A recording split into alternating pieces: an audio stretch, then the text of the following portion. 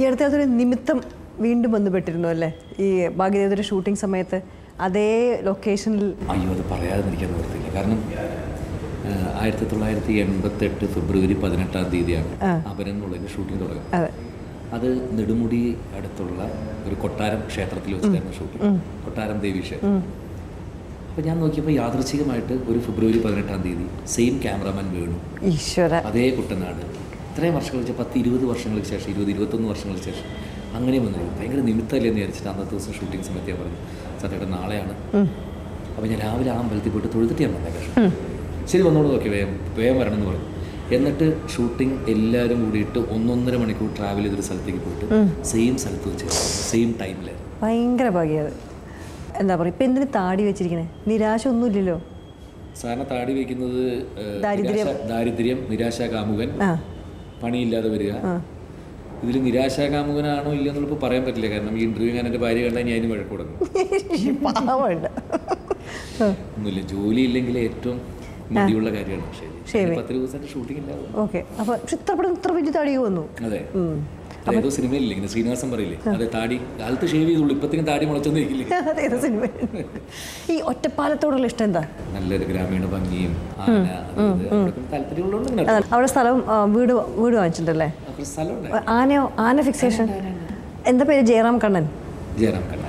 എവിടെ അമ്പലത്തിലൊക്കെ പോവോ പൂരത്തിന് ആന? അതെ, ഞാൻ ഇവിടെ എഴുതി കണ്ടു, ജയറാമിനൊരു ആന നടന്നു പോയത് കണ്ടാൽ അത് ഏത് ആനയെന്ന് പറയാൻ പറ്റും. അത്രയ്ക്ക് അതാ ഞാൻ ചോദിച്ചേ, എഴുതി കണ്ടു, അതാ ഞാൻ ചോദിച്ചേ. അപ്പൊ ഞാൻ ഇത്ര വലിയ കേമനോ ആന കേമൻ? ആ വരുന്ന ആന ഏതാന്ന് കണ്ടുപിടിക്കാൻ പറ്റും. വണ്ടി ഇവിടെ നിർത്തി ഏകദേശം നോക്കിയിട്ട് ഒരു 100-150 അടി അകലെ വെച്ചിട്ട് ഞാൻ ആന ഏതാന്ന് പറഞ്ഞോ. Very good. അപ്പൊ സത്യനന്ദിക്കാട് പറഞ്ഞു, ഈ സായിപ്പന്മാരെയും ആനകളെയൊക്കെ എനിക്ക് എല്ലാവരും ഒരേപോലെ തോന്നാറ്. എല്ലാ സായിപ്പും കണ്ടാലും ഒരേപോലെ ഉണ്ട്. ഒക്കെ ചായ വ്യത്യാസമുണ്ട്. ചൈനക്കാരെ തിരിച്ചറിയാൻ പറ്റില്ല, എനിക്ക് തോന്നിയിട്ടില്ല. ചൈന ഒരേപോലെ ഇരിക്കും. ഈ ഒരുപാട് കാര്യങ്ങൾ ജയറാം ഇൻവോൾവ്. അപ്പം ആന അതിനെ പൂരത്തിൽ, ഈ പൂരത്തിന് പോകുമ്പോൾ അതിൻ്റെ ഷെഡ്യൂളൊക്കെ ആരാ നോക്കുക? അങ്ങനെ ആന പാപ്പാനൊക്കെ വളരെ ഇതുണ്ടോ? പിന്നെ അതിന് ആൾക്കാരുണ്ട്, ആനയും കൊണ്ട് ഞാൻ അതല്ല ഞാൻ ചോദിച്ചൊരു ഉദ്ദേശം. ഞാൻ അതിൻ്റെ പക്ഷെ എന്തായാലും ആന സ്വന്തം ആനയാണല്ലോ, അപ്പം അതിനോട് ഇഷ്ടമുണ്ടല്ലോ, അപ്പം അതിനെ താലോലിക്കാനൊക്കെ സമയം കിട്ടാറുണ്ടോ? അതൊക്കെ ഉണ്ട്. പിന്നെ ഈ ആളുകൾ പറയുന്ന പോലെ ഞാനും സത്യനന്ദിക്കാടും ചില കാര്യങ്ങൾ ഇങ്ങനെ പറയുമ്പോൾ, ഇപ്പോൾ ചില സിനിമകളിൽ നമ്മൾ ഇഷ്ടപ്പെടാത്ത വേഷങ്ങൾ ചെയ്യില്ല. അപ്പോൾ വേഷം ചെയ്യുമ്പോൾ ഞാൻ ആദ്യം സത്യനന്ദിനെ വിളിക്കും, സത്യയുടെ ആന എങ്ങാനും ഇത് കണ്ട. അതായത് സത്യൻ എപ്പോഴും പറയുന്നതാണ്, ഞാൻ ചേരാത്ത വേഷങ്ങൾ ചെയ്യുമ്പോൾ ആ ജയറാമിൻ്റെ ആന എങ്ങാനും ഈ വഴി പോയാൽ ആ ഓല വെച്ച്, ഇതാണല്ലോ എൻ്റെ മുതലാളി, ദൈവമേ ഇയാൾ ഇങ്ങനത്തെ വേഷങ്ങളാണല്ലോ അഭിനയിക്കണം എന്ന് പറഞ്ഞിട്ട് ആന ഇങ്ങനെ വെച്ചിട്ട് പോകുന്നതാണ് പറയാറ്. അപ്പോൾ മോശപ്പെട്ട വേഷങ്ങൾ വരുമ്പോൾ ഞാൻ സത്യനെ വിളിച്ചത്, ആന കാണേണ്ട ഒരു വേഷമാണ് ഇപ്പോൾ ചെയ്തുകൊണ്ടിരിക്കുന്നത്. പിന്നെ അതുമാതിരി ഹൗസ് ബോട്ടിൻ്റെ ബിസിനസ് ഉണ്ട്. ബിസിനസ് ഒന്നുമില്ല, ചുമ്മാ ഒരു ഹൗസ് ബോട്ട് ചെയ്യണമെന്നൊരു താല്പര്യം. അങ്ങനെ വേരിയഡ് ഇൻട്രസ്റ്റുകൾ എങ്ങനെയാണ് ഡെവലപ്പ് ചെയ്ത്?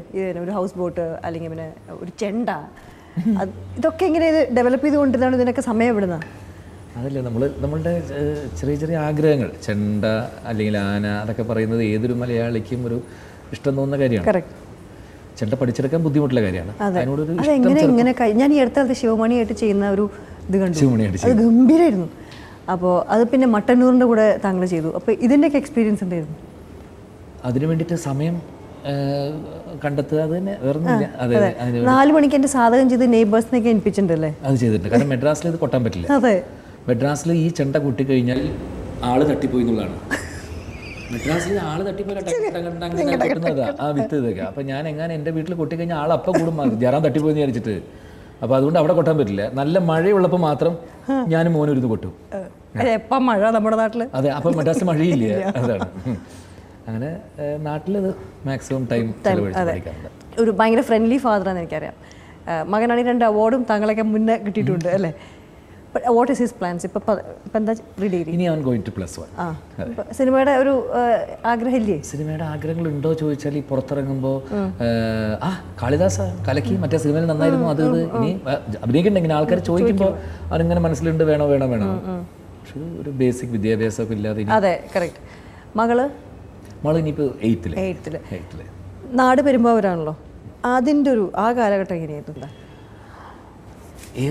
ഒരാളുകൾക്കും ആ ടീനേജിലുള്ള എല്ലാ നൊസ്റ്റാൾജിയും കോളേജിൽ പഠിച്ച ശ്രീശങ്കര കോളേജ് കാലടി എപ്പോഴും മറക്കാൻ പറ്റാത്ത നല്ല അനുഭവങ്ങളാണല്ലോ. പെട്ടെന്ന് ദേഷ്യം വരും അങ്ങനെയൊക്കെ തോന്നിയില്ല? പിന്നെ ആണോ? മൂക്കത്താണ് ചുണ്ടി? അയ്യോ, നമുക്ക് ദേഷ്യം വരും. എല്ലാ ഇമോഷൻസും ഇത്തിരി കൂടുതലാണെന്ന് മാത്രം. പെട്ടെന്ന് ഇപ്പോൾ സിനിമ കാണുമ്പോൾ ഞാൻ കരയുന്നത് കണ്ടിട്ട് എൻ്റെ ഭാര്യയും മക്കളും തന്നെ എന്നെ ചിരിക്കാറുണ്ട്. അതിപ്പോൾ തുടങ്ങുന്നത്. അപ്പോൾ ഓവർ ഇമോഷണലാവും. വേറെ ഏത് സ്വന്തം സിനിമ കണ്ടിട്ടോ? ഇല്ല, വേറെ ആൾക്കാരുടെ. അതെ, അത് പെട്ടെന്ന് കരച്ചിൽ വരും, ചിരിക്കും, ഒരുപാട് ഭയങ്കരമായിട്ട് ചിരിക്കും. രാത്രിയൊക്കെ 12 മണിക്ക് ചില പഴയ നെസസാറിന്റെ സിനിമകളൊക്കെ വരും. അപ്പോൾ ദേഷ്യം വരുമ്പോൾ നമുക്ക് പെട്ടെന്ന്. ഈ അടുത്ത പ്രോജക്റ്റ് ഏതൊക്കെയാ ചേരാം? അടുത്ത പ്രോജക്റ്റ് കെ മധു എസ് എൻ സ്വാമി. ഓ, വെരി ഗുഡ്. രഹസ്യ പോലീസ് വളരെ രസകരമായിട്ടുള്ള സിനിമയായിരിക്കും. തമിഴിൽ ഇപ്പോൾ ഇനി തുടങ്ങുന്നത് ഇപ്പോൾ ഒരു 2 ദിവസത്തിനകം പുതിയ പടം തുടങ്ങുന്നു. ഒരു പടം പ്രൊഡ്യൂസ് ചെയ്യാൻ തോന്നിയിട്ടില്ലേ? ഇനി തോന്നിയിട്ടില്ല. എന്തിനാ, നമുക്ക് അറിയുന്ന പണി മാത്രം ചെയ്യും. ഇപ്പോൾ ഒരുപാട് അവാർഡുകളുടെ എല്ലാ ഫൈനൽ സ്റ്റേജിൽ വരെ ജയറാം എത്തിയിട്ടുണ്ട്. അതിനുശേഷം ആ അവാർഡ് കിട്ടില്ല. അതിന് പകരം എനിക്ക് വേണ്ടി ഒരു അവാർഡ് ഉണ്ടാക്കി വെച്ചിട്ടുണ്ട്, സ്പെഷ്യൽ ജൂറി. അത് ആ സ്റ്റേറ്റ് അവാർഡിൽ എനിക്ക് വേണ്ടി മാത്രം ഉണ്ടാക്കിയിട്ടില്ല. എല്ലാത്തിനും അവസാന റൗണ്ട് വരെ വരും, എന്നിട്ട് ഇത് സ്പെഷ്യൽ ജൂറി കിട്ടും. ഒരാൾക്ക് അങ്ങനെ ഒരു ബ്രാൻഡ് ആവട്ടെ അല്ലേ? അങ്ങനെയുണ്ട്. അങ്ങനെ ഇപ്പോൾ എൻ്റെ മോന് നാഷണൽ അവാർഡ് കിട്ടിയപ്പോൾ ഡൽഹിയിൽ ഒരുമിച്ച് ഞങ്ങൾ മേടിക്കാൻ പോകാനുള്ള സന്തോഷത്തിലിരിക്കുമ്പോൾ എൻ്റെ മോൻ എന്നെ കളിയാക്കി വിളിക്കുന്ന. അപ്പോൾ നമ്മൾ ആരൊക്കെയാകുമ്പോൾ പോണത്? ഞാൻ, ചക്കി, അമ്മ, സ്പെഷ്യൽ ജൂറി. സ്പെഷ്യൽ ജൂറി വരുന്നില്ല എൻ്റെ കൂടെ. ഞാൻ പറഞ്ഞ പോട ചക്ക. അതെ, ഒരു ദിവസം ഞാൻ മേടിച്ച് കാണിച്ചേരാ. അന്നൊക്കെ പ്രതീക്ഷിച്ചിരുന്നു.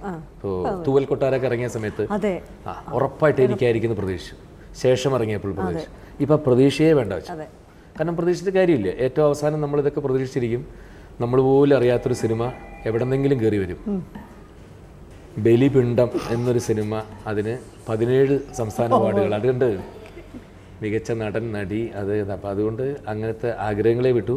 തന്നാൽ നല്ലത്, തരട്ടെ. തീർച്ചയായിട്ടും അത്രേ ഉള്ളൂ. ഇത്ര സമയം നമ്മുടെ കൂടെ ഇരുന്ന് എനിക്ക് കുറേ നേരം ചിരിക്കാൻ പറ്റി, കുറേ നല്ല കാര്യങ്ങൾ കേൾക്കാൻ പറ്റി. അപ്പോൾ നമ്മളിനി പെരുമ്പാവൂർ വെച്ച് കാണുന്നതായിരിക്കും. ഒരുപാട് കാര്യങ്ങൾ ഷെയർ ചെയ്യണമെന്നുണ്ടായിരുന്നു, പക്ഷേ സമയം വളരെ കുറവായി. നമ്മൾ ശരിക്കും ഭാഗ്യദേവതയുടെ കുറച്ച് കാര്യങ്ങളൊക്കെ പറയാന്ന് വെച്ചാൽ വന്നത്. അത് പറയേണ്ട കാര്യമില്ലായിട്ട് കുറേ അല്ലാത്ത കാര്യങ്ങളൊക്കെ സംസാരിച്ചു. ഇത് സിനിമ ചെയ്താലും ഇല്ലെങ്കിലും, നാളെ സിനിമ പൊട്ടിയാലും, സിനിമ ഓടിയില്ലെങ്കിലും, എന്താണെങ്കിലും ഈ സ്നേഹം എന്നും കൈമാറാൻ പറ്റട്ടെ.